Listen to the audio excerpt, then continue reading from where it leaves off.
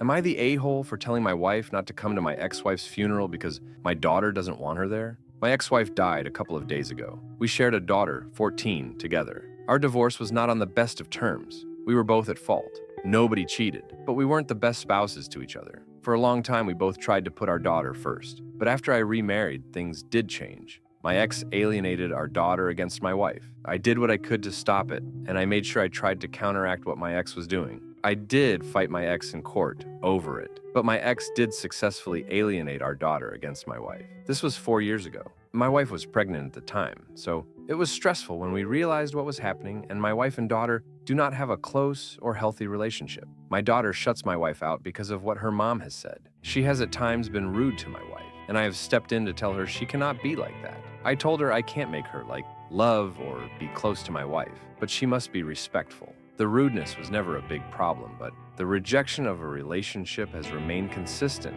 Now my ex-wife is dead, and my daughter's grieving. My daughter has stated clearly she does not want my wife or my son, 3, there. My wife wants to go to the funeral. She said my daughter will always remember her not being there for her and keeping her brother away from supporting her if we listen. She said at the very least, she must be there. That maybe our son is too young, but as her stepmom, if she doesn't show up and show she loves her things, we'll never get better. My daughter screamed at the top of her lungs yesterday because she heard my wife say she wants to come and support my daughter. My daughter stated it very aggressively and in a state of raw grief that my wife will not be a comfort because she hated her mom and nobody wants her there. I told my wife not to come. I said I will be there, and I know my daughter has mixed feelings about me being there, but she ultimately wants me there. My wife expressed that she worried it was a big risk and my daughter would remember it as her not being supportive later. And I said potentially it could,